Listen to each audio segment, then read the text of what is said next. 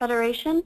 I want to welcome each of you to the A Great Utility Operation Isn't a Mission Impossible webcast. Before we begin, I would like to quickly review a few logistics. All of the PDF PowerPoint presentations are available for downloading at WEF's FTP link. This link was distributed via email yesterday and will be distributed again tomorrow for anyone that registered after the time of distribution. The FTP link for this webcast also has information on how to receive professional development hours for those eligible to receive these training credits. There are 1.5 PDH credits for this webcast. You will need to complete the evaluation form to receive the PDH certificate. Your feedback on this webcast is important and helps identify future webcast topics that are timely and helpful to you. Please follow the PDH instructions and check with your state accreditation agency on how to receive this credit. During this webcast, while you cannot speak directly to the presenters, you will, however, have an opportunity to submit questions by typing in your specific question via the pane that appears on your PC. I will be accumulating questions and direct them to the presenters at the end of the webcast. We will be recording this webcast. A link will be sent to all registered users tomorrow so that you can share it with other colleagues who could not attend the webcast. If you have any additional questions after the webcast is ended, please email webcast with an S at wef.org. Before we get started, I have a quick poll question for everyone. Let me go ahead and launch that. The question is, how many people are participating in the webcast today at your computer? And if you're participating by yourself, just respond 1. If you're in a big conference room, for example, just do a quick head count.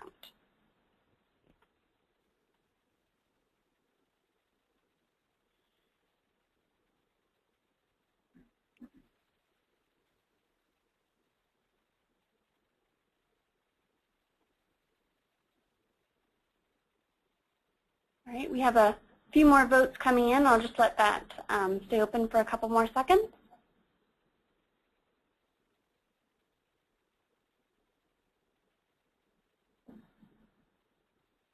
All right, thank you very much, everyone.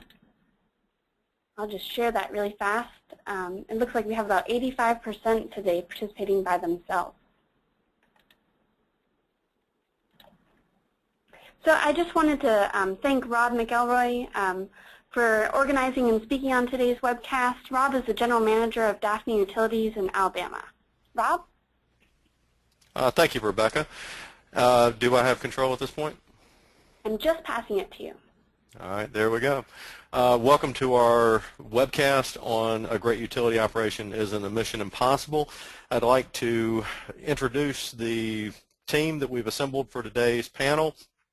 First of all, we have Daryl Jones. Daryl is the Assistant General Manager of Birmingham Waterworks Board in Birmingham, Alabama, where he has been there since 1988.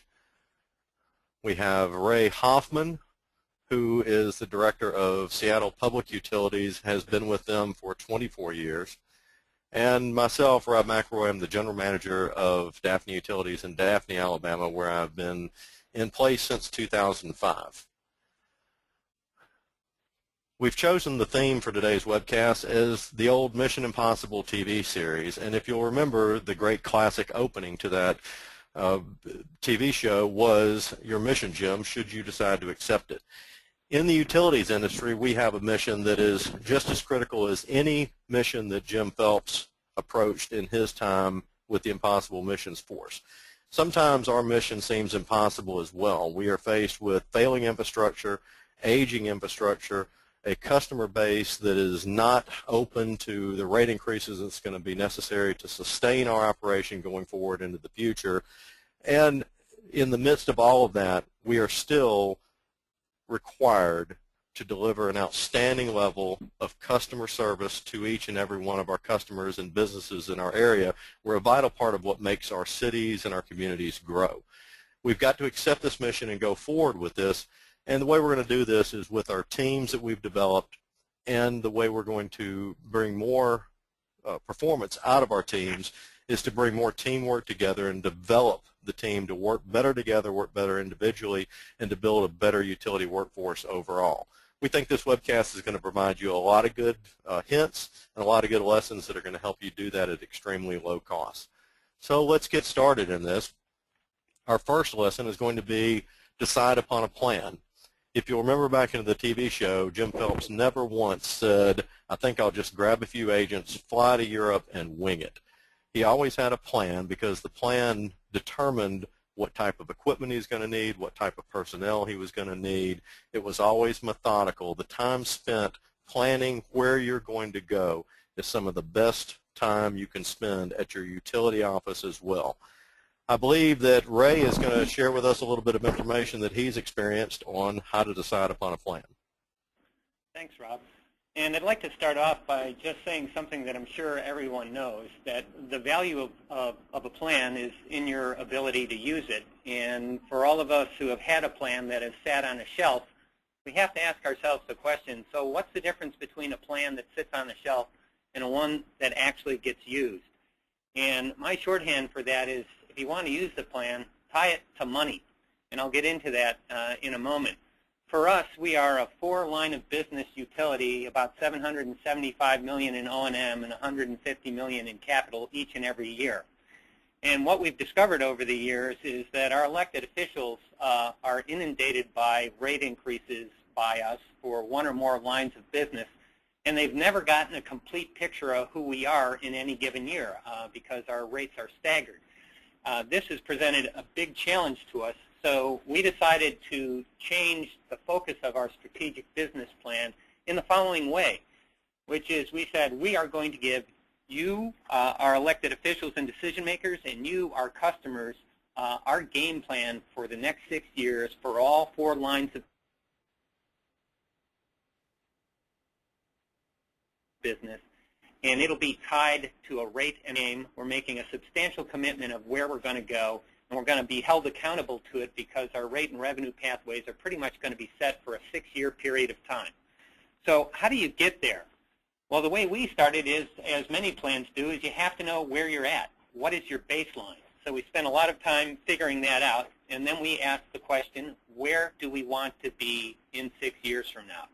Here we are in 2014. Where do we want to be in 2020? That's followed by what do you need to get there? And that includes the ability to identify and assess what your gaps are and what investments you think you're going to need to make in order to close those gaps so that you get to where you want to be by 2020. Along with that, we've asked and answered the question of what can you do better along the way, which means the continuous improvement model of looking for ways to optimize our workforce, increase efficiencies, and let go of things that we no longer need to be doing. Finally, we needed a framework for this because we realized, as I think most utilities do, that it's an ongoing effort and you're not going to get everything done in 6 years. You're not going to get everything done in 20 years. So where do you want to focus? And we chose 4 focal areas. The first is customers, both our internal customers and, more importantly, our external customers. The second is our workforce. The third is operational excellence. And the fourth, that I'm sure you're all familiar with, is our commitments to both public health and environmental quality. If we could not fit our issues into one of those 4 areas, it's not that we're going to abandon them, but if you asked us where our efforts are going to be focused over the next 6 years, it's in those 4 areas. The shorthand that I've used and that I've asked all of my management to use on this is if it's not in the plan, don't expect us to focus on it. And the other way that we've talked about it is if you want to know what's important for this organization over the next 6 years, follow the money. Well, thank you, Ray. Let's move on. The next thing that Jim Phelps always did was he picked his team for skills. And you remember the great opening where he's going through the dossiers on all of his team members, and he's picking some members and discarding others. Nobody in that file folder that he had was a loser. Nobody had poor skills. He was picking them for their skills. The other interesting part about it is that nowhere on the dossier did they have seniority rankings on there. If Jim Phelps needed somebody that could pick up something that weighed 400 pounds, it didn't matter if supermodel Cinnamon Carter had been with the IMF for more than 20 years and Willie had only been there for 2 years. What skills were necessary to get the job done was how he picked his team members. And I believe that Daryl is going to share something with us in this regard. Thanks, Rob. Picking your team for skills. Based on the goals that you're trying to accomplish, leaders of high-performing teams are aware of the members' strengths and weaknesses so they can effectively draw upon individual competencies. When selecting team members or interviewing for new hires or employees, I believe it's important to consider candidates based on 4 critical areas. I always try to look for someone that has some education relative to the job at hand. We want to make sure that your education is where you need to be. Secondly, the training appropriate for the job. You don't want to have an electrician trying to serve as a mechanic. So the training of a person should be relevant to the job at hand. And then you look at experience. What type of experience have these individuals had that will directly tie into the task at hand, for the job at hand, for the goal that you're trying to accomplish? If you look at education, training, and experience, if you can find the right candidates with that type of background, the 4th thing I look for is a candidate with the right attitude. And that's significant. I have a tendency to recruit people or select people that, first off, they love to win. And if I can't find a person that loves to win, I settle for someone that hates to lose. And the reason I look for those 2 types of individuals, they make a big difference. They're self-motivated. You don't have to give a pep rally to them every day of the week to get them to step up and do the job that you ask them to do. They come to work saying, thank God it's Monday. Every day is a good day for us to exceed and go. We've had an experience where I selected some people when we expanded our SCADA system. I recruited people within my organization that was in my filter plants that were operators, but they had backgrounds in electronics, they had backgrounds in programming, so that I was able to bring those people on board, get them the skills they need on this control system, and develop our control strategy with internal talent, because we went out and selected people for the right skill. And it doesn't make sense to put people in jobs that don't have the skills to do the job, then you won't be successful. So it's important to pick your people for the right skills.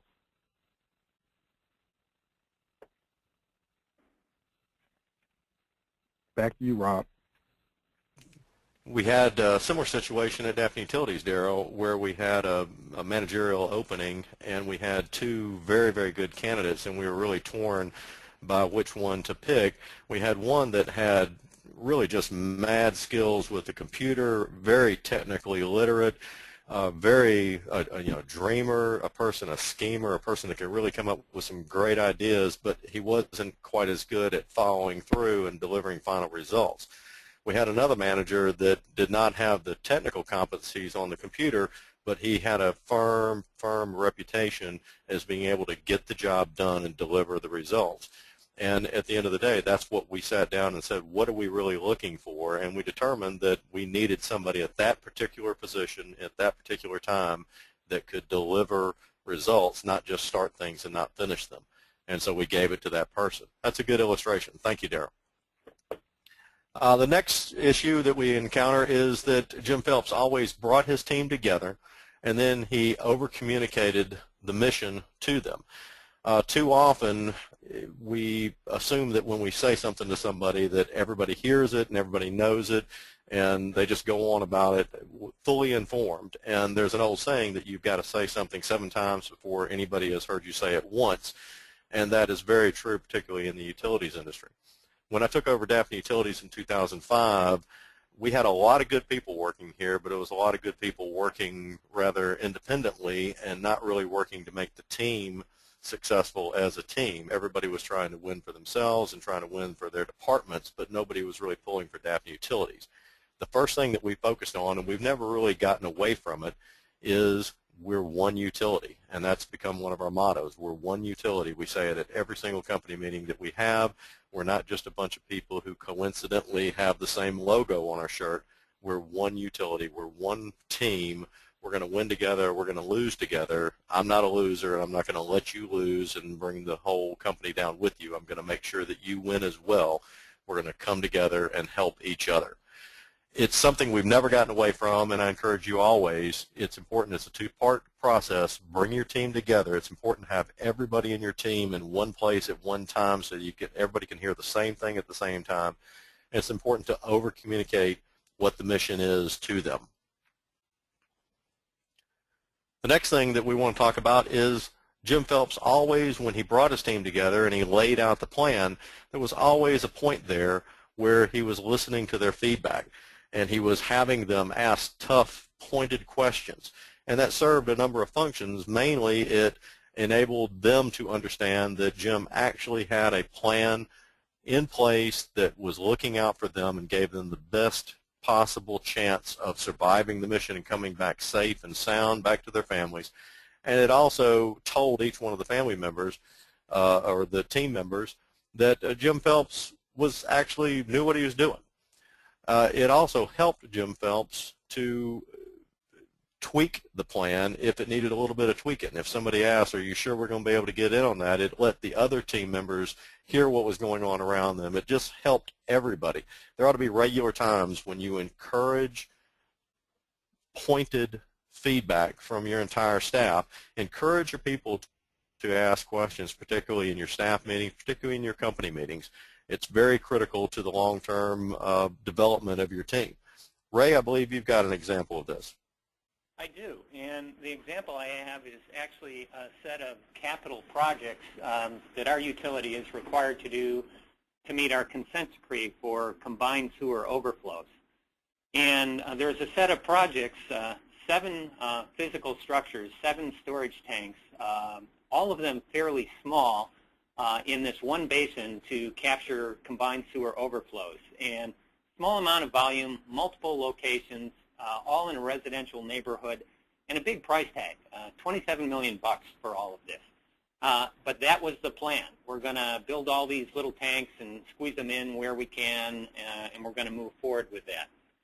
And we were moving with the plan, and the team on this pretty much called a timeout and said, you know, there's got to be a better way.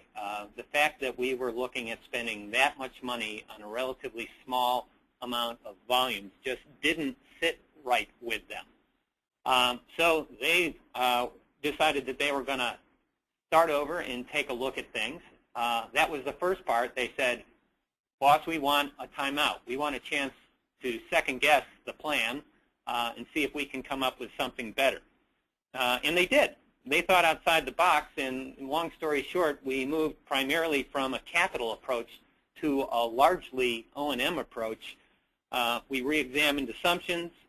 We did a bunch of things that we had failed to do the first time around, physically inspecting all the lines. We found things like, you know, if we just replace 1,000 feet of line and we upsize here and we remove a sag there, we think we can get there without any storage facilities at all. And in the process, the price tag dropped from $27 million down to $7 million. And that's what we're moving forward with now. If we had just been wedded to the plan that we had originally done, we would have done our customers a disservice, and we actually would have done the team a disservice who had the smarts to figure out that this was worth re-looking at. And some of the feedback that we got is very instrumental to us, and it was that they had the courage to stand up and say, you know, our own processes and procedures made this more difficult than it needs to be. And their ask of management was, you need to make it easier for us to do these things when we think it's right. So my observation is, you know, a plan in some senses is only as good as the paper it's printed on. If you're not open to making real-time reviews of where you're headed and what the best way to get there is, you're going to miss some opportunities. Well, thank you, Ray. Great illustration. The next point we want to talk about is that teams are built on trust. And if you'll remember back to the old episodes, there were many times when the team's mission was to steal gold or diamonds or cash or valuable paintings, jewelry. And if the team was not made up of people that were truly, truly trustworthy, things could have gone bad. people could have very easily taken a few things, stuck it in their pocket, and probably nobody would have noticed. And they could have probably justified it as, well, we're taking stuff from bad people. It just doesn't matter what you think your justifications are. Doing things that violate trust in any way endanger the entire team. If I can't trust you to look out for yourself instead of the team, I can't trust you to help keep me safe instead of just look out for yourself. And I believe that Daryl is going to share something with us on this. Thanks, Rob. So far, we've already talked about some of the things that is the foundation for trust, and that's that communication, and that is that feedback. Though these are key components that will help build a team on trust. We got to know each other as people, not just as professionals in what we do in the workplace, because we're more than job titles. We have stories that connect us, and when you communicate and share those with your staff, you can understand more about them, and they can understand more about you. So when you talk about your values early and often, Rob said it first, that the utility in Daphne is one utility. So these are the kind of conversations that they have at the beginning of every staff meeting. But you can't lecture from on high on that. You have to share your opinions and your goals and beliefs and listen to them as well, and you help build trust from there. And when you create rules, you got to connect those rules to your values. And these are the guidelines that support the beliefs that people share and that more likely respect, and this is going to help build your trust factor. And you're going to provide ongoing useful feedback so that people never wonder where they stand with you or with coworkers. You know, uncertainty feeds fear, and fear erodes trust. We here at the Birmingham Waterworks, you know, we want to hold our employees and everyone to be responsible and accountable for everything that you do, from the top to the bottom.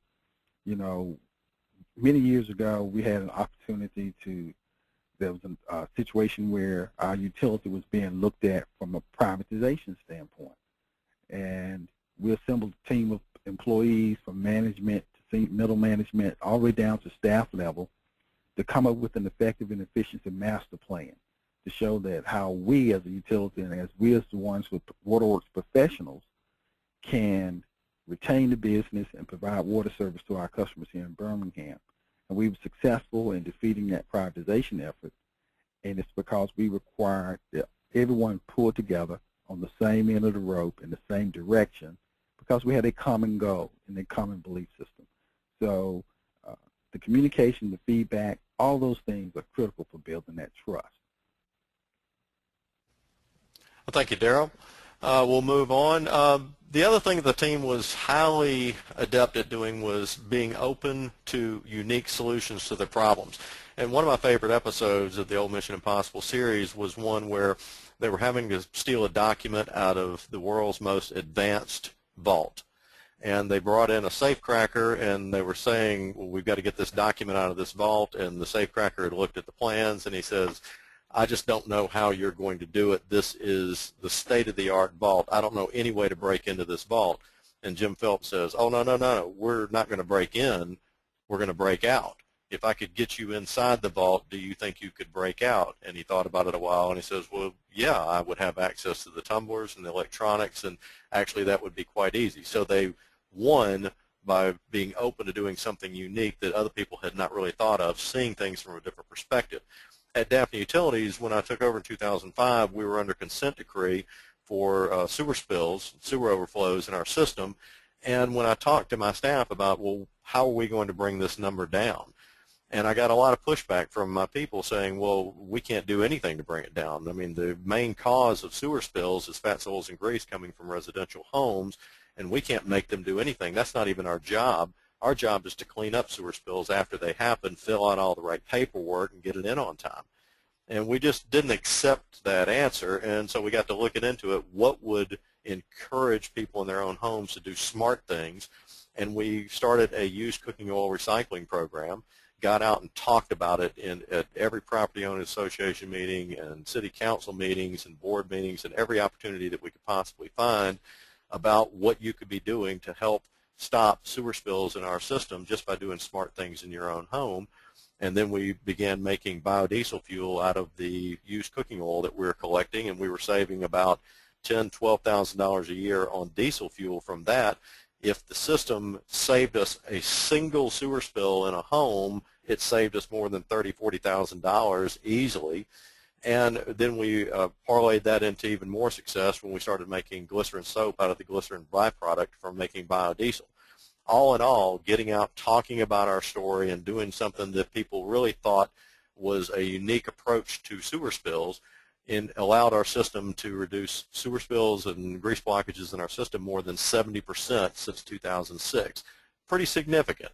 And we've gotten a lot of awards from the EPA on that. We're quite proud of it, and we'd be willing to give anybody any information that they might want on that going forward. But always be open with you and your staff to finding unique solutions to the problems that are facing your utility.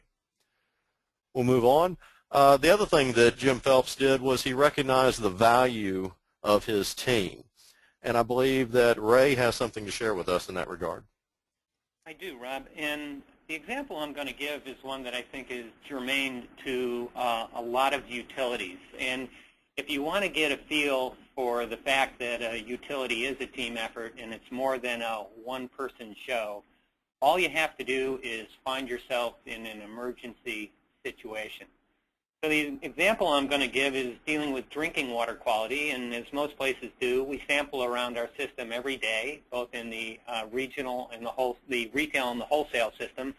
And a few years back, we ended up with getting 2 positive samples for coliform at 2 different locations in the system, one of which was with a wholesale customer who was a suburban city, the other of which was a water district that served parts of 2 cities and some unincorporated area. So right there you have a monumental communication challenge on your hand. And what we did is what I think many utilities did, is we went into an incident command system. And the beauty of an incident command system is it lets folks do what they do best.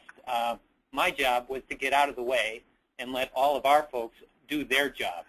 We launched the incident command system. My job was relatively easy. I participated in the situation status reports.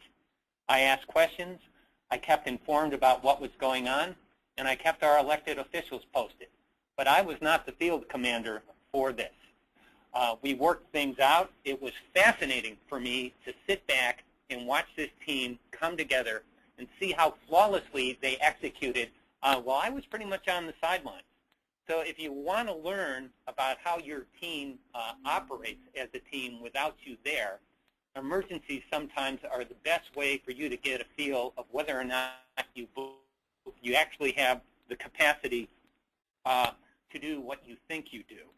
The other way I like to frame it is if you give your team the opportunities, they're going to rise to the challenge. There's nothing that they appreciate more than someone in a leadership position stepping back and going, "It's your show. I'm just here to watch."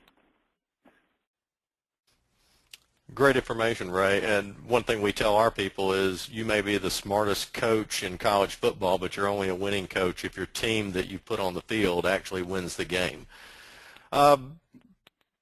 Keeping on with this, it's important to let your people know that they're important. If they are going to be the secret behind all of the success that you're going to see as a utility manager, then it's important for you to recognize the value of them and show them that they're important to you.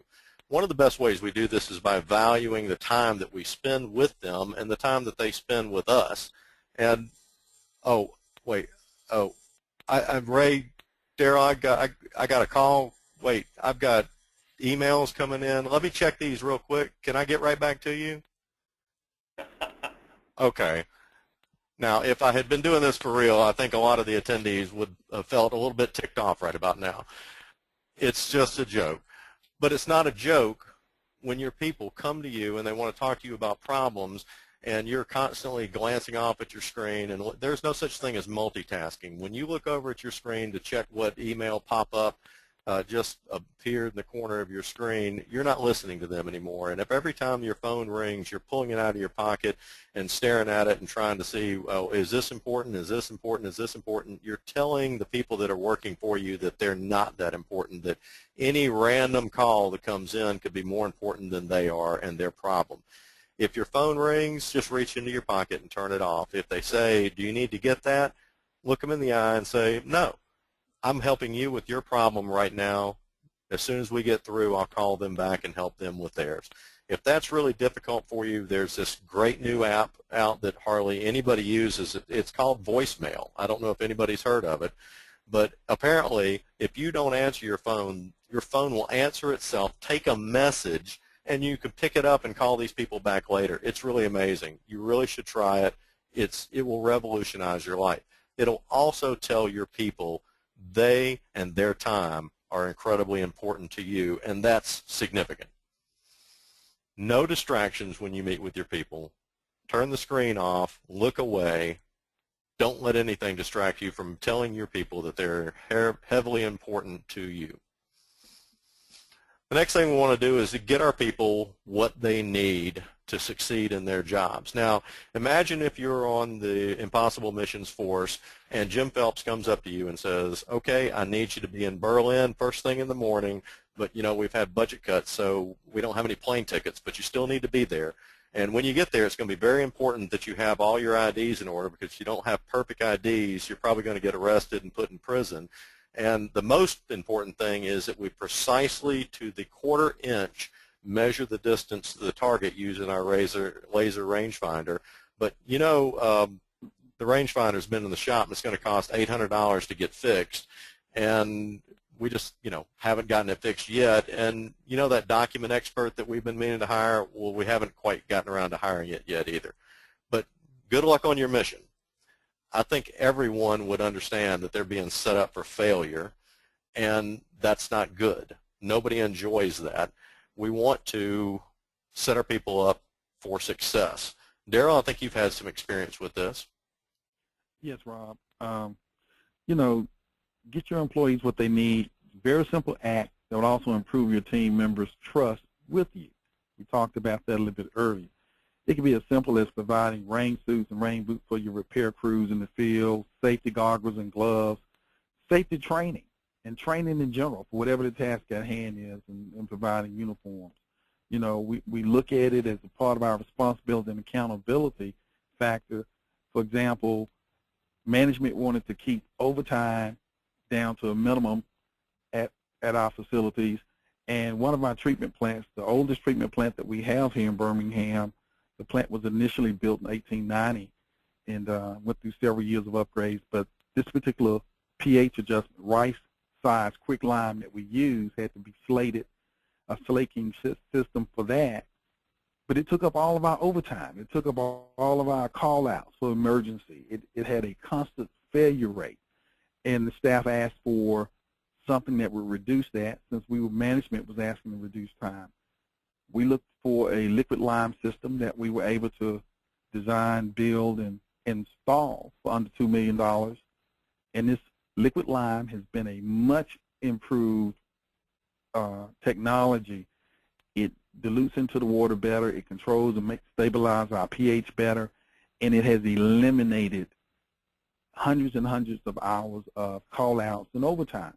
That was one of those kind of things that this is what they need to be successful in getting the overtime down and keeping our facilities up and running 100% of the time. You know, without providing the proper tools, equipment, training, and support, you're basically setting your people up for failure. And in Mission Impossible, failure is not an option. And in the water utility business, failure is not an option either. We believe in providing a quality product at a reasonable price 100% of the time. And to do that, you must give your staff tools, equipment, and technology that will make their jobs easier, more efficient, and more effective. Great information, Daryl. The other thing that we need to provide our people is just support when they need to make tough but right decisions, like somebody needs to be let go, or your finance manager's nephew, who really shouldn't have been hired in the first place and isn't worth keeping, really needs to be let go. These are really troubling times for our managers and our supervisors, and they need to know that we've got their back and we're standing with them. The other part of Mission Impossible was that they deployed their secret weapons, and A lot of people think of Mission Impossible as being one of these shows where everything was high tech and they were just coming up with these cool gadgets. But if you really go back and watch the show, it wasn't nearly as high tech as you might remember it is. It mostly was about people coming together and people working together and people accomplishing things together. The most effective secret weapon you have on your staff is your people, and we need to treat them as such. Ray, I think you've had some experience with this. Yes, Rob. There's two examples I want to give, and some of our best secret weapons are our crews who work out in the field and our customer service center who answers the phone calls from our customers each and every day. So the two examples I have I'm calling Finding the Needle in the Haystack and Operation Rescue Pooch. And the first one, Finding the Needle in the Haystack, is a story of that our employees make a choice each and every day of how they're going to interface with our customers. And a customer called and said that she had placed her wallet in a box of things that was headed to Goodwill. Her husband had placed the box out at the curb to be collected as part of the garbage. And by the time she got out there, the box had been collected and the truck was gone with her wallet in it. So any of you who have ever had to replace everything you carry in a wallet know that that is a major drag on your day. Well, one way that a person could have responded is, well, you know, sorry, that's really tough, but that thing's probably already at the dump. End of the story. The customer is crestfallen. They've lost their wallet. The employee has basically said, I've made an assessment. I don't think there's anything possible that we could do. You know, you're never going to find it in the dump. What our customer service person did says, what is your address? What is your normal collection time? She then contacted dispatch and said, what's the truck number for this site? Long story short, we managed to find the truck and find the driver as they were wheeling up to the transfer station. We isolated the load.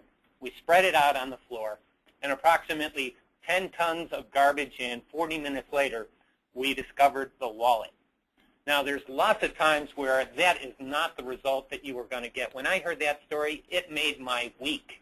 And what I wanted to do was go out and basically recognize that team of individuals who took a can-do approach to what you could have easily written off. And that customer, I tell you, that customer's goodwill to this department is immense. And the other one is Operation Rescue Pooch, where a standard response could have been, that's not my job. We got a call from the fire department that a basset hound had gotten stuck in a 12-inch culvert on private property. And they wanted to know if we could do anything. Again, you know, all sorts of responses to the customers are possible, and one of them could be, well, geez, that's a culvert on private property. I don't think we're authorized to work on those things, so I think you're going to have to, you know, find somebody else to do the job. Our crews rolled up their sleeves, and they started brainstorming about how are we going to get this dog out. And the dog would not come back. And this was about a 12-inch line, so we couldn't get people in it. And the dog kept working its way further down the pipe, and they're all scratching their head. And then one of the crew members decided, I'm going to send a robotic camera up behind it. And they basically goosed the dog forward, and it came out of the other side of the culvert, and we had one happy homeowner. And we were doing something that, you know, on a normal day, somebody could have just said, not my job. It's not on my work order list. I've got more important things to do. So I truly believe that our secret weapons are just like that panel truck that you showed in that last shot. They're the employees that are out there on the front lines, whether it's on the phones or in the field every day. And when we get great examples of people going the extra mile, we want to make sure that they shine. Great stuff. Thank you. The other thing we need to do with our people is to actually let them do their jobs. Now, you know, Willie might have been the strongest person in the world, but he was also a logistical expert. A lot better at logistics than Jim Phelps was. And when logistics need to be taken care of, they turned to Willie and let him do his job. They did not micromanage him. Likewise, Jim Phelps never went and tried to tell Barney how to do electronics. Barney was the electronics expert, and Jim never even went to Paris or Roland Hand and told them how to do disguises, because obviously from his Superman glasses, he didn't know much about how to put on a disguise himself. He knew what he was good at, he knew what his people were good at, and he let them do their jobs. Ray, I think you've got some examples of that as well. Yeah, this one is a great one, and I like to refer to this as solving problems at the source. And the motto is, it's more important to get the job done well than it is to get it done your way. And the example I have here is when we were reviewing our injury rates and safety data, we discovered that 90% of the crews that dealt with CCTV over a period of time had sustained some sort of shoulder or back injury. And when we got a little bit deeper, we discovered that mostly it was associated with the manual lowering of the TVs down the manhole cover into the drainage line or into the sewer line. And these TVs can weigh anywhere from around 45 pounds to 175 pounds. And we could have done a top-down approach of addressing this issue, but instead we left it to 3 groups, all of who were in the same branch: safety, the fabrication shop, and the crews, to figure out what's a better way of doing business so that we're not taking our employees out on injured reserve simply because of a day-to-day activity is resulting in too many injuries. And what they did was they turned into the 3 musketeers. And what I mean by that is the motto they had was all for one and one for all. It wasn't, don't bother me with your problems. You know, I'm the fab shop. I've got more important things to do. They rolled up their sleeves, and they came up with a design that allowed for a mechanical hoist to be installed in the panel trucks. And now the injury rate has dropped substantially.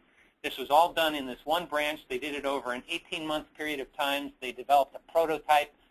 They put it out there.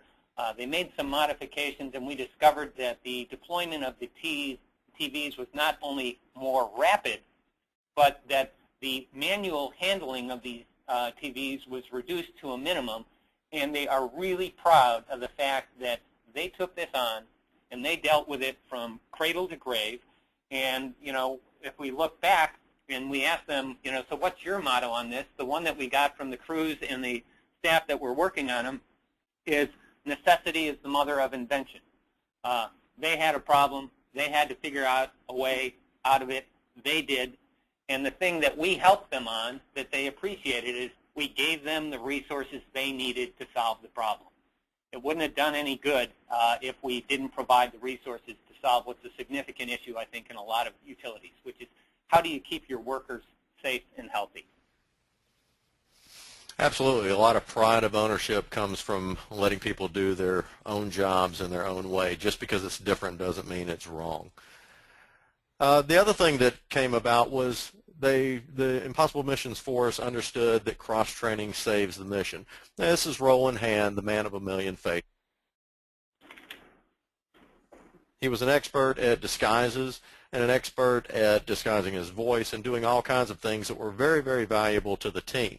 But he wasn't the only one. If he worked at a typical utility, he might have thought that that would have given him real job security if he just kept all this information and all this skill as only in his head, which would have made him, in effect, a single-point failure for the utility. Instead, he knew that sometimes he was going to be absent, sometimes he wasn't going to be the best fit for the team, and he knew that other people were going to have to stand in and use those kinds of skills. So he worked to establish a certain skill level. Maybe it was better, maybe it was not, than he had, but transferring all this information helps people go forward and helps people understand how they can fit into a team better. It helps people expand and broaden their base a little bit and helps them feel like more of a team, and it eliminates your single-point failures.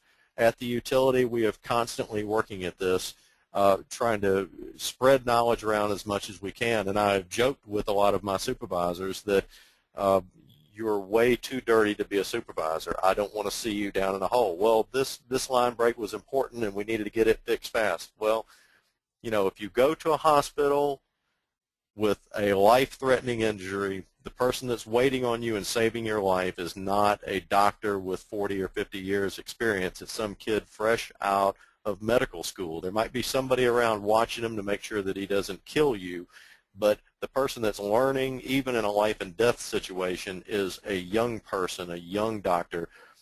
We can afford the time to let our young utility workers get in the hole and figure out how to do these water taps, how to get these water line breaks fixed. Don't get down in the hole and do it for them, because in your mind, every job looks like one that you're ideally suited for. The old saying that when you're a hammer, everything around you looks like a nail. Share your information and then let them do their job.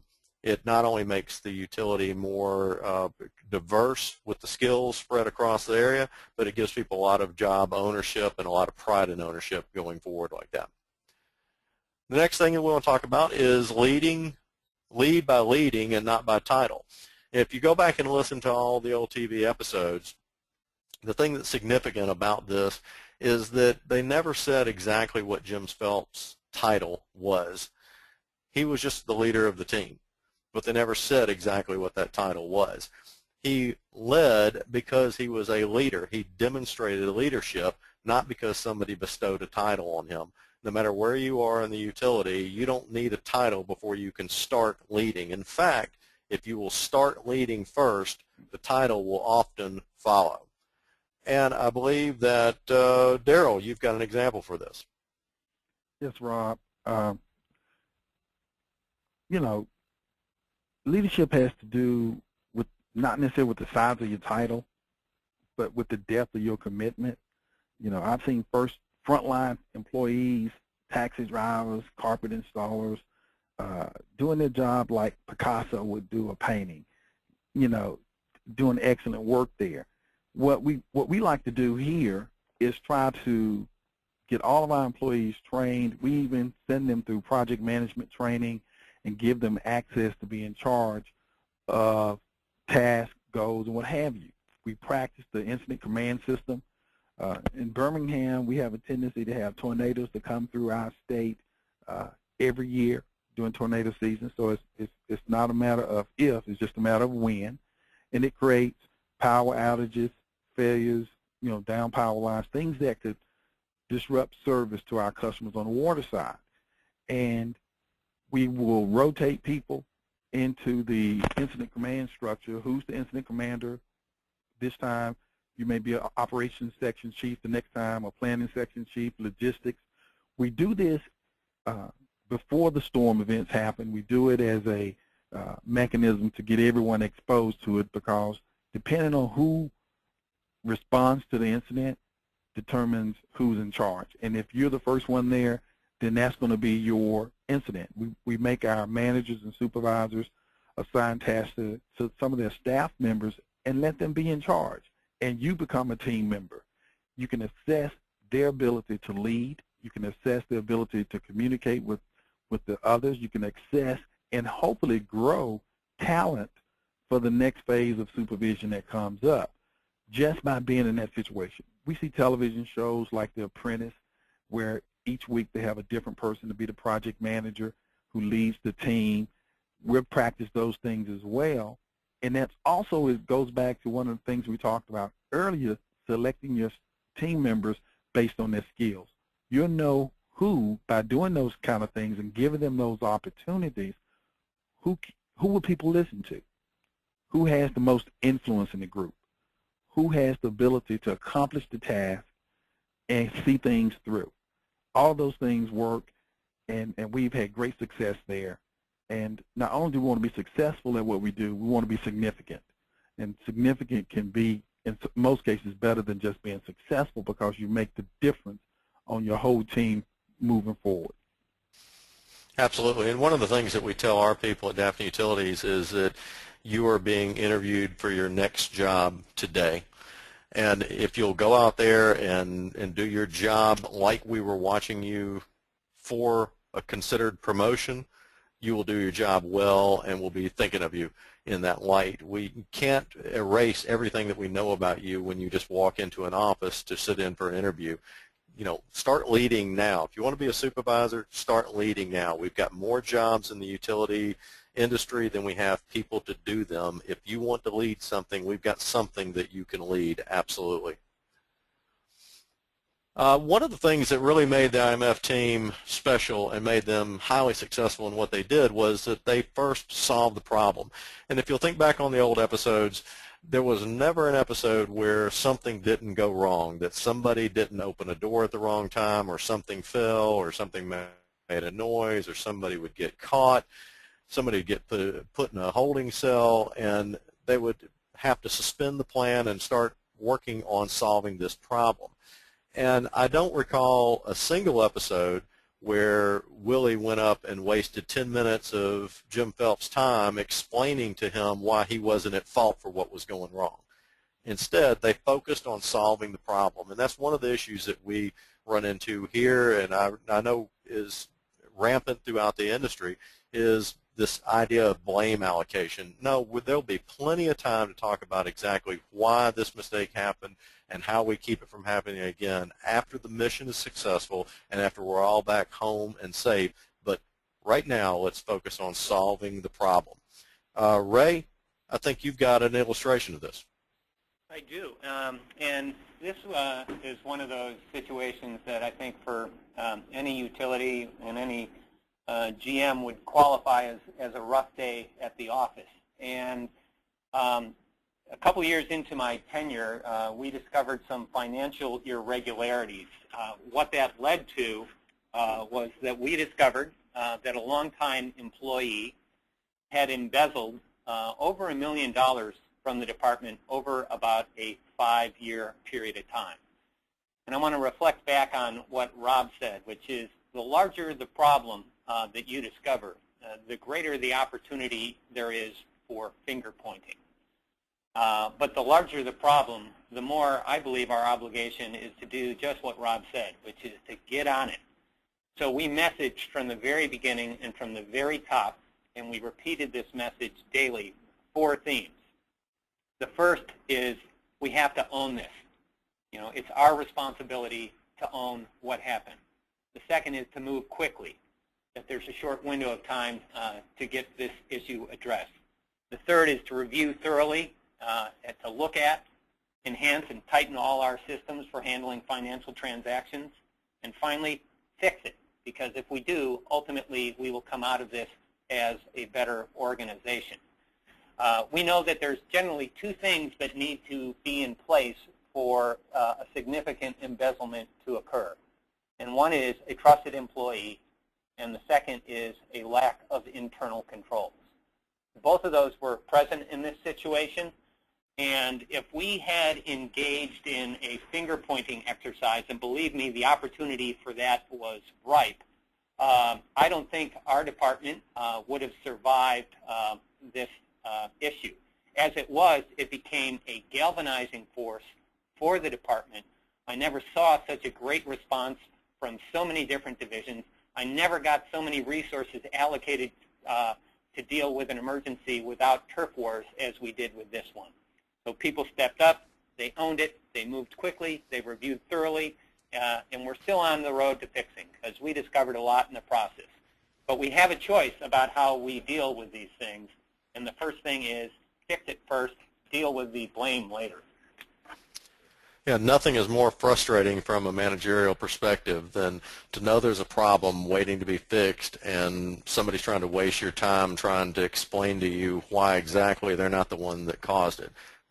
We don't care who caused it. We just want to solve the problem first. But also, hand in hand with that is accepting responsibility, just like what you said, Ray. If we cannot accept that anything we did was in any way wrong, then we're guaranteeing that that same problem is probably going to happen again. And that's not acceptable either. The other issue that made Jim Phelps such a success is that he was known for his results, and we as well are known for our results in the utility industry. It doesn't matter how smart he thinks he is. He could never go back to the secretary and tell the secretary I'm the greatest leader that the Impossible Missions Force has ever seen. Well, unfortunately, we didn't rescue the prince from the castle, and all my team got captured and they're in prison right now. But I made it out safe, so I probably need a promotion and a pay raise and another team, and I'll just wait over here while you go gather that stuff up for me. That's not the way the real world works, and that's not the way it works in the utility industry as well. Ray, do you want to follow up on that?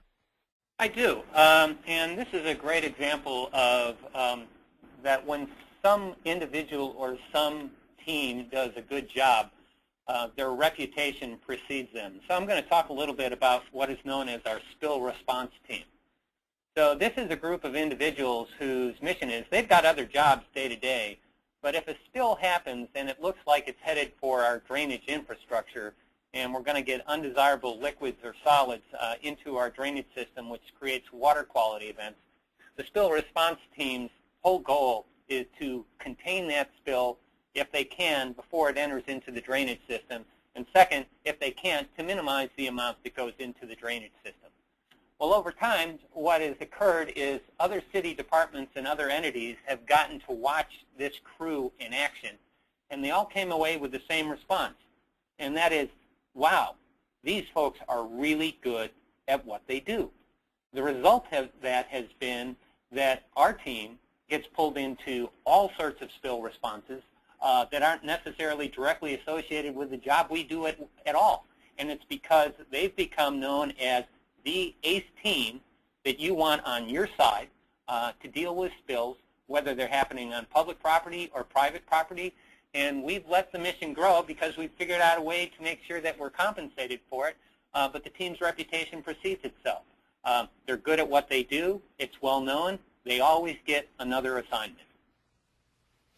Absolutely. And one of the things that we talk about a lot in the utility industry is how do we communicate our value to customers. And I've talked with so many people at so many utilities around the country, and I hear more times than not that, oh, we just want to fly under the radar screen and we just want to do our job well, and if nobody knows we're here, then nobody can call up the mayor and complain, and so let's just be as quiet as we possibly can.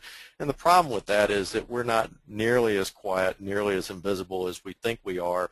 We remind our customers that we exist every single month for most of us when we send our customers a bill, and then every year, every other year, we remind them that we exist when we raise their rates.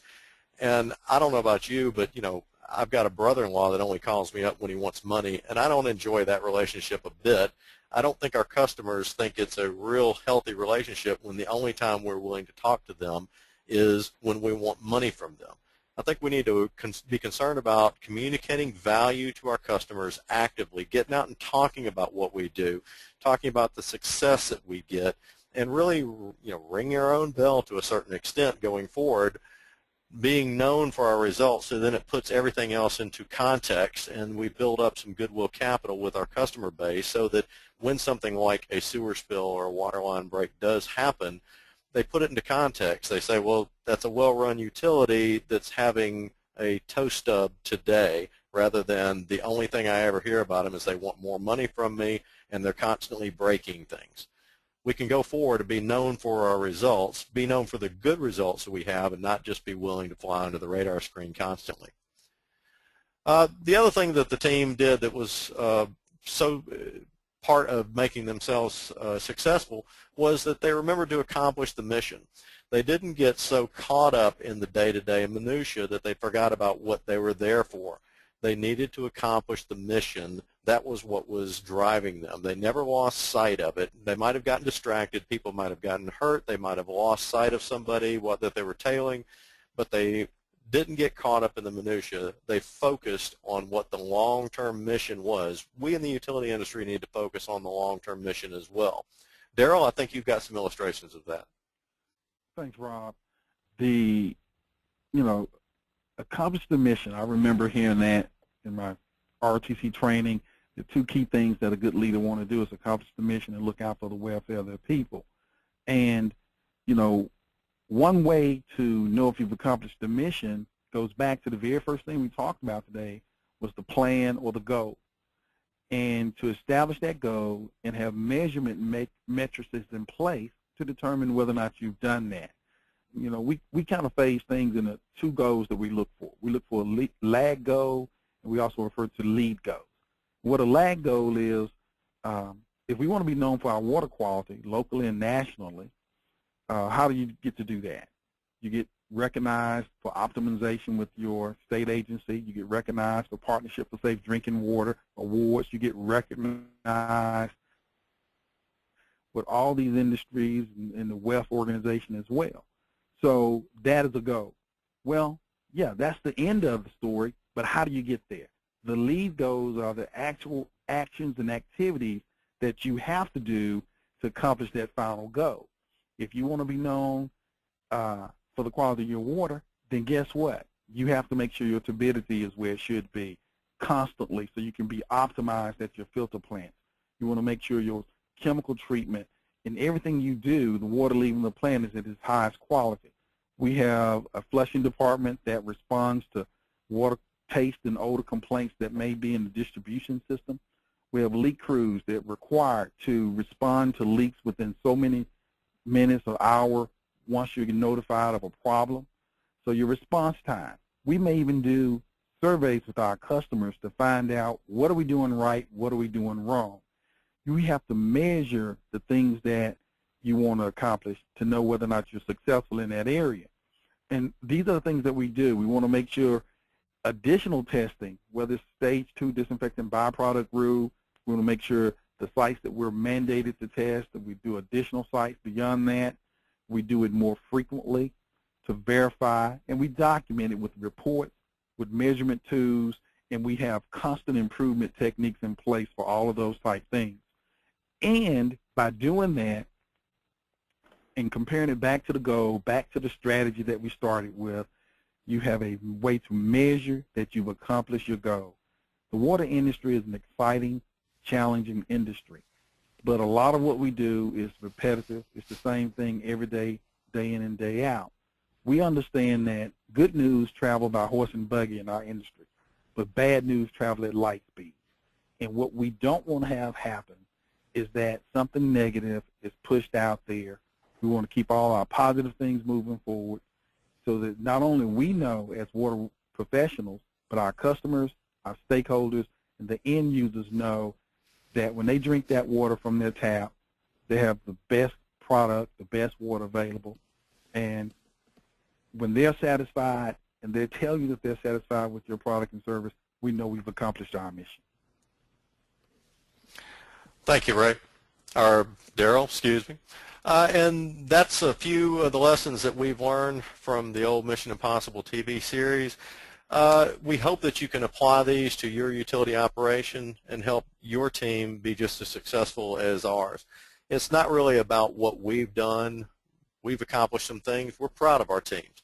But it's about what you can do with your utility with the help of WEF and with the help of other utility executives and leaders throughout our industry. We encourage you to reach out and get to know other people in the industry and get to know people that you can call on and draw from their support, like I can from Ray and from Daryl and have for a number of years now. It's important that we bring our mission to success and deliver incredible service to our customers each and every day. On behalf of Ray and Daryl, we run outstanding utility operations, and we're absolutely confident that if you'll apply these lessons to you and your teams, you can too. Thank you very much for your attention. Thank you, Rob, and thank you, Ray and Daryl, for providing those great examples and stories. I hope everyone online can take away at least one thing and apply it to their job right now. We received several questions. I'll go ahead and start the first one. It's, how do you encourage open communication from staff? Well, I'll jump in.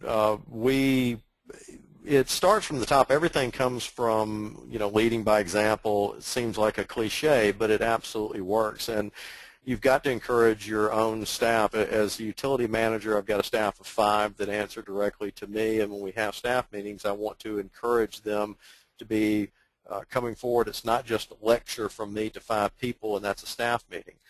And when we have our company meetings, we try very hard to not have it be me alone standing up talking to them. We want to have other people talking, and we sometimes even in a company meeting will say, that's a great question, Larry, why don't you ask that at the company meeting? And we plant that and get that seed, get that ball rolling, plant that seed of a question so that it encourages other people. And if you can get 2 or 3 questions coming up, maybe somebody else will ask that real critical question that'll be an eye-opener and help you turn the page. Ray? Yeah, what I'd like to add is when I first took this job, I knew a few GMs, and I called them up and I said, so what's the one thing that you would offer me that's been valuable to you since you took on your job? And one that I got that I put into place I've really appreciated, which is both myself and my senior management team, which is 7 individuals, all are required to hold open office hours every month, a minimum of 2 hours. And folks can sign up to come in and talk to any of us, regardless of what branch or division they're in. And I do mine for around 20 minutes. I have a full list every month. I get to meet folks throughout the organization. The only thing I don't talk about with them is active personnel issues. And they know that.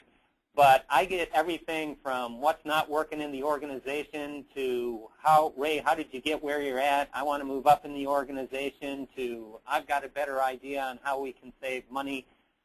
So it's been tremendous in terms of giving folks an opportunity to get out of the hierarchy to share a conversation with senior management. And it works really, really well. The second is I'm not necessarily the most adept on social media, but I have started a blog, and it's great because it's another direct feedback between the employees and myself, and I keep it confidential until I've asked that employee if they're okay if I share this issue with their management, or I put it on the web as a great idea that one of our employees came up with. So the more avenues you have for your employees to reach out to you, they'll find the one that works best for them. But the more avenues you have, the more likely they'll find the one that fits for them.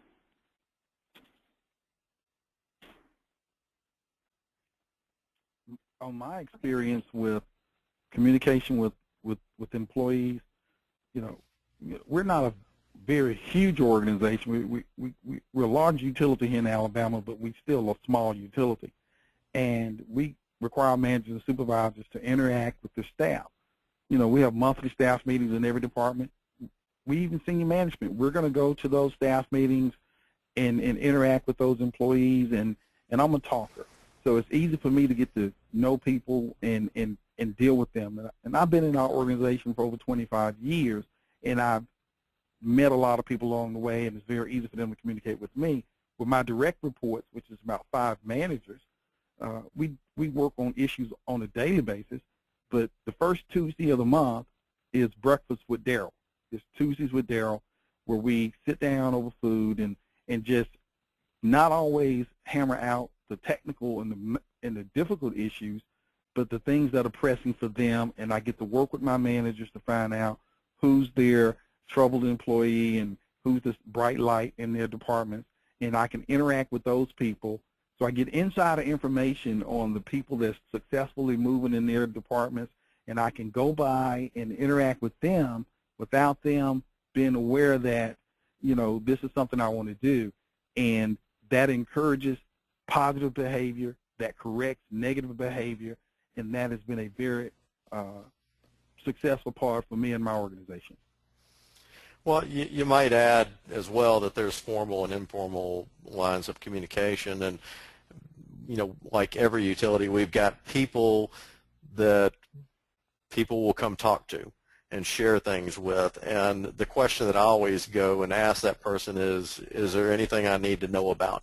And it's not about going and tattling on somebody. It's about saying, you might want to talk to Jim. He's having an issue with this. You might want to go ask a question about the vac truck. It's not anything specific, but it's pointing you in a direction that you need to be going and looking, and it lets you connect with your people and have them have that feeling that you're interested in what goes on and what impacts their life at that level. Rebecca? Great, thank you guys. The second question is on budgets. It's a little long, so bear with me. We seem to have a problem with our management team always wanting to stay within budget. This sometimes does not allow our operators to get the proper equipment necessary for a unique task, mainly at the end of the year. How do you tactfully and respectfully inform management that this equipment is necessary, even if it means going over budget? Well, I'll dive into that. That goes to the heart of we'll get you what you need. And we make that promise to everybody in our organization. The problem that you get into a lot of times is people get confused about what they want compared to what they need. And the illustration that we've always had that we still kind of struggle with is a vac truck. And, you know, we've got a small vac truck, and I've got field crews that want a very, very, very large vac truck. And I've said, well, we'll get you a vac truck. How often would we use something like that? And it's like, well, once or twice a year we have something that big. Well, you know what? I can put you on 24-hour notice with, SIS or one of these companies that will come in here with literally any piece of equipment that we need. They can mobilize in hours with it. We don't have to spend $300,000-$400,000 to own this piece of equipment to have you have access to it. And so that's a way I can fulfill it to you without busting my budget. We just use it when we need it. But you've got to have that conversation. You just can't say, no, we're not going to get it for you. On the other hand, I think it's important to know that everybody needs to be thinking about money. And if something does need to be bought, people need to be looking at it as, I tell my staff, I want us to make conscious decisions about the money that we spend. I don't want to just get to the end of the year and find out we're over budget. But on the other hand, I do not want to just be so bound to the budget that we say we're closed off for any consideration. We prohibit rational thought through the year so that we'll stay on budget. If we need to do something, there needs to be a conversation about, okay, is there something that we're doing that is optional or could be delayed that would help keep us on budget so that we're having offsetting costs in the big scheme of things? Like for us, it's radio read swap outs. And if we run into something that makes us spend $100,000 that we didn't have to budget, well, I'll push out my radio read conversions a couple months, and that'll be enough to reclaim that within my budget so that I can stay on the bottom line, maybe not department to department, but at least the bottom line for the company stays the same. That's the way I do it. Daryl and Ray? Well, I'll jump in on this one, and I think it impacts all of our organizations the same way. Here, we have a part of our principles of our mission success program, we have what we call stewardship. That means everybody's responsible. If you're faithful over a few things, I'll make you ruler over many. So your stewardship keeps you responsible and accountable. So the previous year, as the management or directors of your departments, you're involved with the budget process, and you know how much money you're going to be given going into that year. And we encourage you to spend it wisely on the most significant and important things that you need first, and let's make sure we do all those things as we dispense our budget. We also do what we call a program we call CPR, clean paint repair. Most of the things that we don't want to have failures and unexpected high cost items because we fail to maintain it. So if we can't keep it clean and painted and repaired, then it leads to those unexpected budget busting situations. So we push the stewardship concept, deals with your financial aspects of running your departments and your budgets, as well as the things that's necessary to maintain 100% reliability. We put some targets out there, some performance measures out there for that. And yeah, we could use more money. Every department, every utility never has enough money. But we got to make sure the money that you use is being used properly and can be accounted for and has the most effective end result of it. So, unfortunately, sometimes you may have to wait to the next budget cycle to get the money to get those high-end items, but it's all about a priority. So we push it on the stewardship side. Yeah, running your utility as cheap as it can be run every single day is probably the most expensive way to run your utility over the long run. All I would offer is that there's business needs out there, and you have to look at what Rob said, which is the difference between needs and wants. And there's financial constraints out there, and they're both real. And I would follow a path very similar to Rob's, which is I'd make sure that I understood what the business need was, the best way to meet it. And I, too, would look at, well, if we're going over budget here, there's got to be some places where we're under budget, or there has to be some things that are less of a priority that we will be comfortable deferring so that overall we stay in balance. And that's just the dynamism of any organization. You have to look at both needs, and you have to figure out a way to make them balance. Well, one of the illustrations I've used with my people is if NASA had stayed on budget but didn't get to the moon, I don't think anybody would have been impressed.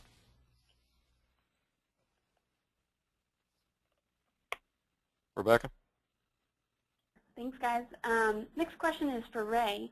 In your initial discussion, you spoke of 4 focus areas, including customers, workforce, and commitment. Can you repeat all 4 areas? Sure. The 4 are a focus on our customers. The second is what we call transforming our workforce, and this includes tools, training, and technology. The third is operational excellence, and the fourth is public health and environmental quality. And we have divided our mission for the next 6 years into those 4 buckets, and while they are not the only places where we are focused, those are the 4 principal areas that we're focused. Great. Thank you, Ray. Next question is from Greg. We have a weekly to-do list. I'm having trouble getting my crew to find work projects. Any suggestions? I'm not sure I understand the question 100%. They're having trouble finding work to do? I don't think I understand it. I've never heard of that. Yeah, I don't have that problem. So. Okay, Greg, maybe he's talking about initiative, that there are to-do lists and that they're only working on the to-do list. That probably is where that's coming from. And I do think that you need to encourage that. If you see a problem that needs to be fixed, it needs to be solved. And I use a little cutesy illustration of this that I talk to high school students and college students and my staff at times, and I always say, well, let's talk about problem solving, and I've got a little flashcard that says, like 11 plus 4 equals what? What's the answer to this problem? And well, it's 15, and well, okay, well, how about 7 minus 3? What's the answer to this problem? Oh, well, that's 4. And then I show them a picture of a bathroom with no toilet paper on the roll and paper towels on the floor. What's the solution to this problem? And you'd be surprised how many people will say, tell the secretary that the janitor needs to be called. No, the answer is put some toilet paper on the roll and pick up the stuff that's on the floor and put it in the trash can. The same way the answer to the coffee pot being empty is to make more coffee, and the same way the copy machine's out of paper is to put more paper in the copy machine. It's not, well, that's not my job, kind of going back to what Ray was saying earlier, or Daryl. I think we need to look for small ways to constantly be encouraging our people to take initiatives, find what problems that they see and solve them. And on the other hand, we start our evaluation process with an employee feedback form intended specifically so that you can ring your own bell before your supervisor writes the first word on your evaluation about what your performance was in the previous year. It's an opportunity for you to say, here's everything that I know about that I contributed to that maybe nobody even saw, maybe nobody even knows about. But I want to make sure that somebody gets an opportunity to hear about it and it becomes part of my permanent record. So we encourage problem solving and initiative, and we'll want to reward it as well. We got a message from Greg. They are stuck on the day-to-day inspections. I'm trying to get them to look at long-term repair. Oh, yeah, and that's the same kind of thing. Is it's being consumed with the day-to-day minutia rather than looking at the long-term goals of what they're trying to do. And I've used the illustration of every day I can make a decision about whether or not the oil in my car absolutely has to be changed today. If I only look at the impact today, then I can say, no, it's going to cost me an hour or two, and it's going to cost me $30 or $40, and it doesn't absolutely have to be done today. The engine's not going to burn over if I don't do it today. But I know over time I can make that same argument every single day, but at some point it's going to cause me an engine rebuild that's going to cost $1,000, $2,000, and just going out and finding the cheapest repair person to fix it and then patting yourself on the back for getting the lowest bid on your engine rebuild doesn't do you any good. They call me the man of 1,000 analogies if you hadn't figured that out by now.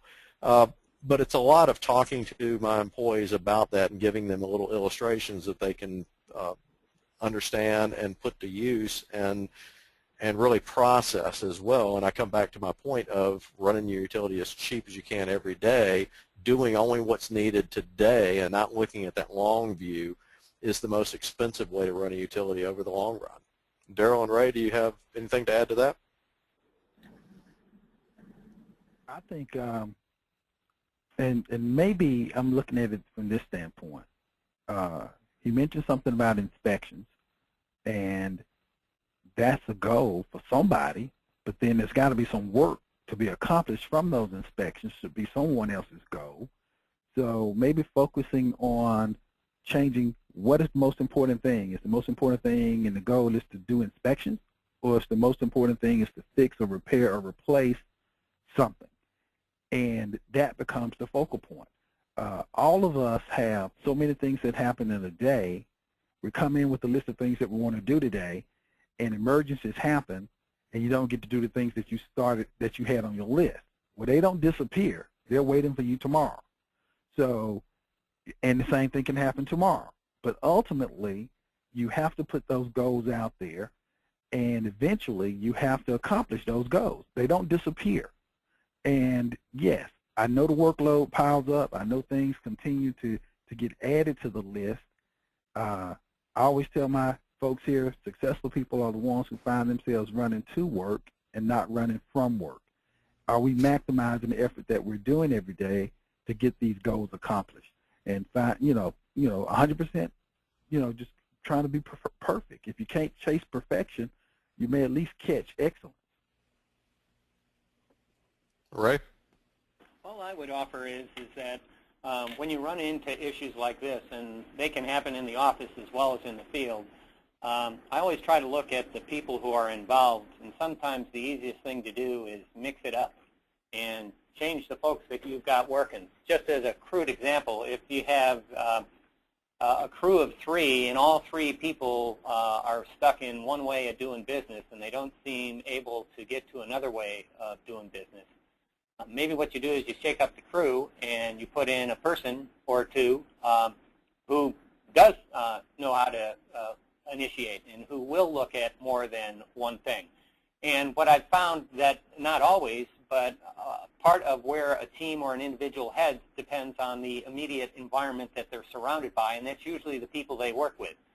So sometimes it's as easy as shifting up the team to get a different result. Sometimes it's a lot more intractable than that.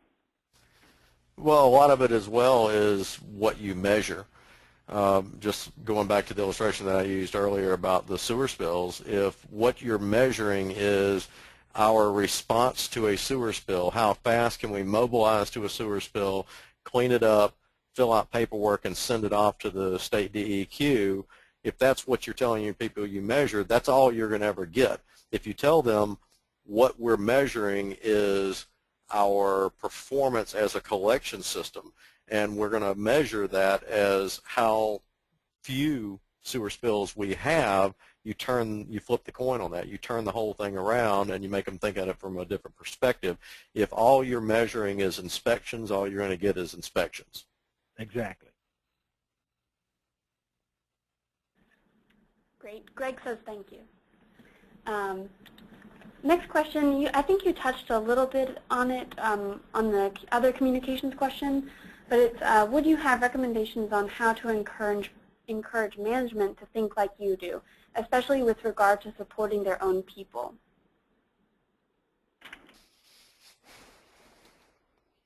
Daryl, Ray? Boy, that's a tough one. I guess what I would offer, for what it's worth, is if as a GM or a CEO, you have a preferred way of doing business, and you want that to spread throughout the organization, then first and foremost, you got to make sure that the folks that report directly to you are modeling and engaging in that activity as well. And if you're not, you have to have the conversations to get at the root of why they're reluctant to move in the direction you want them to move. And that can be a great discussion, or it can be a very difficult discussion. And it can lead to profound change, or in some senses it leads to determining an exit strategy. So determining a team focus on this is not an easy thing. And when I talk about this, it gets to what's involved in changing the culture of a division, a branch, or the whole organization. And it's a big lift, and it doesn't take place overnight. I agree with Ray.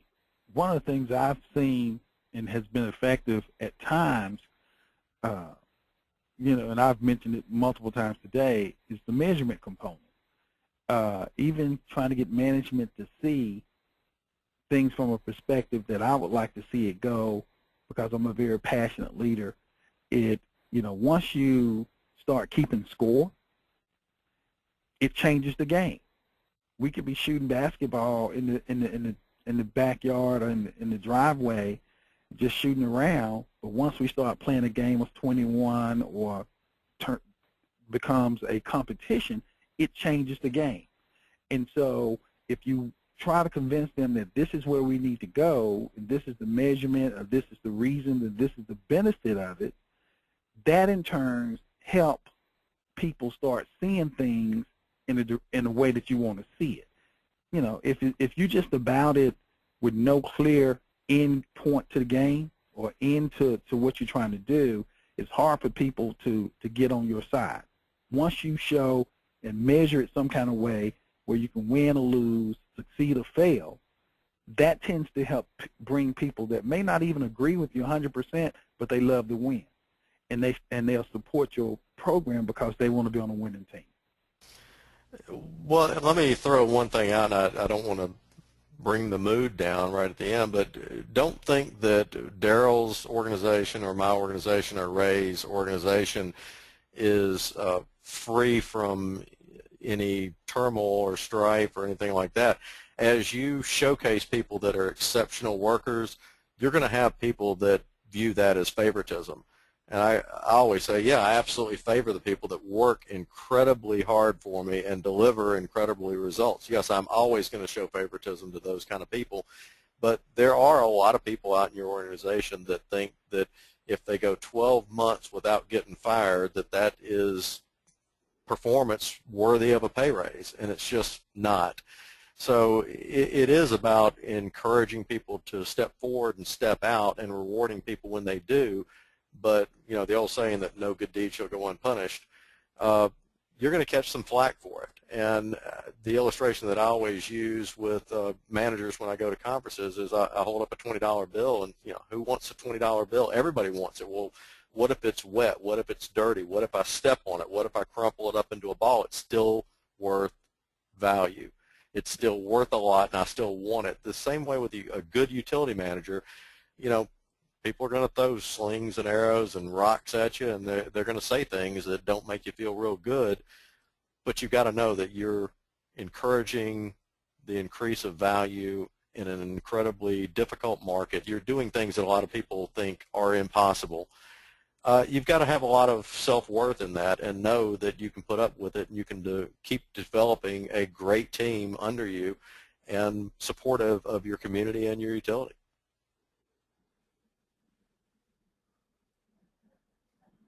Rebecca, are we out of time? Well, do you want to do one more question, or Sure. shall we call it a day? Okay. Last question. What are a couple of the most positive staff performance metrics you've used?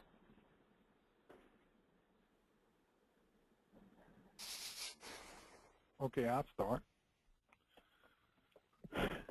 Up under my stewardship program, I pushed the CPR, Clean Paint Repair Program. And to get each one of our facilities, we have 4 different treatment plants, 4 different intakes, and maybe 100 other facilities scattered around, and to give awards or recognition for which plant's the best, which has the least amount of problems, things of that nature, the most reliability award. And that has had the biggest impact in our overall performance and efficiency for us, because I tell my people that, you know, we get the trade magazines and see a picture of Rob's facility in the magazine or Ray's facility in the magazine, and I said, I want our facility to look just as good, if not better, and I want us to have magazine quality or worthy photographs of our facilities, which mean reliability and performance. And it has been the easiest thing for my team members to adopt and accept and to support. So that's been a very successful program for us in Birmingham, our Clean Paint Repair program, our CPR program. One of the most fundamental things you've got to have with your people is to have them actually show up for work every day. And a lot of us in the utility industry, you know, as you accrue sick leave or accrue vacation, you've got people on your staff that are burning it. Every time they accumulate a day of sick leave, they're suddenly sick. And so we started not too long ago. We do a quarterly, monthly metrics where we post who has been to work every single day, perfect attendance, and then over the course of time, once a quarter, we draw for a gift card put all those names into a hat, and then once a year at our Christmas lunch, we take all the names of everybody that's had the perfect attendance in the previous year, throw it in a hat, and we draw for a pretty big gift card at that regard. I want to say it's $250. And, you know, people will say, oh, wow, that's $250, that's a waste of money. No, I mean, literally, if you can encourage people to show up 5 more minutes a month, it pays for itself. And that's been the easiest for us to do, and it just helps communicate to them that, you know, the most fundamental thing we want you to do is actually show up every day. We need you. We need everybody here every single day. We've got that much work we need to do. Ray, do you have anything? Yeah, I'd offer two. One is a version of what Rob offered earlier, but one of our great metrics is actually in our concentric rate, and it's no more than 4 SSOs, sanitary sewer overflows, per 100 miles of pipe in a given year. If we go beyond that, we may go back into a prescriptive pathway. And I can tell you that because we can measure that, and because everyone's invested in understanding how our system works, it's led to a much more aggressive approach on staying on top of our infrastructure, understanding where we're at, getting out of reactive maintenance and into proactive maintenance, and it's been a great catalyst for the crews to meet that threshold. And they double down if we're getting towards the end of the year and we're getting close. And the second is a long-term goal that we set, which was a ways back. It looked like we were going to cross over on water supply and look for a new source, and we set a goal of reducing average daily demand by 1% a year for 10 years. And then we hatched a whole plan to it. And, of course, water is an easy thing to measure, so we put in a strategy, and long story short, at the end of that 10 years, we beat the goal, but it was something that resonated with everyone, and they could all figure out the best ways to meet that goal.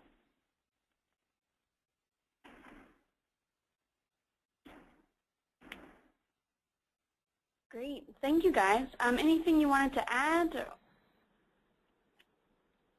We are all open. If anybody wants to call us and talk one-on-one or email us, I'm sure the contact information is going to be distributed. We're proud of the systems that we run, but we also, as a group, want to see our entire industry take a step forward. And if there's anything we can do to help those listening, we're more than happy to do so. At the same time, we're going to be listening to what you tell us and hoping that we will glean some information on how we can take our systems to the next level from what we learned from you as well. Great. Well, thank you so much, Rob, Ray, and Daryl, for speaking on the webcast today, and thank you, Rob, for organizing it, and thank you to everyone that stuck around to the end of the Q&A session. Really appreciate you all being online today. So thank you, and have a great day. Thank you.